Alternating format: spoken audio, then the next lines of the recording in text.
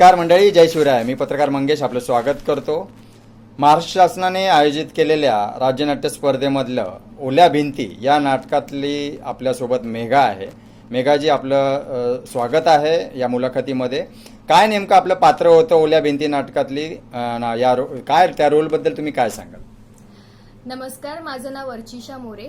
या नाटकामध्ये माझं कॅरेक्टरचं नाव मेघा होतं. मी मुलीचं कॅरेक्टर करत होती, जे एक बोल्ड, बिंदास्त आजच्या जगातली मुलगी आहे आणि तिला तिच्या आईला सगळी सुख द्यायची आहेत. तिला वाटतंय की तिच्या आईनेही सगळं जग फिरावं, तिने सगळे आनंद अनुभवावे, त्यासाठी तिचा प्रयत्न आहे. त्यामध्येच त्या दोघींचं एक नाळ दाखवलेली आहे, जी ओल्या भिंती आमचं नाव आहे, ओल्या भिंतीचं नाव. त्यामध्ये आई आणि मुलीची एक नाजूक नाळ आम्ही दाखवलेली आहे, जी नेहमीच ओली असते. म्हणजे कितीही वयाचं असो, लहानपणापासून मोठेपणीपर्यंत आई आणि मुलीचं नातं हे नेहमीच सारखंच असतं आणि आईला मुलीची काळजी असते, मुलीला आईची काळजी असते नेहमीच. ते आम्ही आमच्या नाटकातनं दाखवलंय आणि आय होप सगळ्या प्रेक्षकांना ते आवडलं असेल. सर, थँक्यू तुम्ही इथे आल्याबद्दल आणि आमचं नाटक पाहिल्याबद्दल.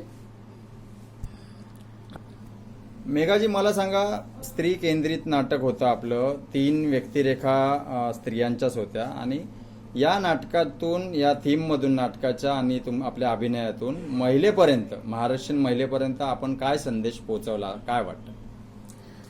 आम्हाला असं वाटतं, आम्ही इथे 3 वेगवेगळ्या महिला दाखवल्या, ज्यांचे विचार 3 वेगवेगळ्या दिशेने आहेत. म्हणजे जी आई दाखवली आहे तिचे जुने विचार आहेत, जी मुलगी आहे तिचे बोल्ड आत्ताचे विचार आहेत आणि जी मैत्रीण दाखवलेली आहे तिचे थोडे कॉन्ट्रास्ट आहेत. म्हणजे ती दोन्ही साईडला वळते.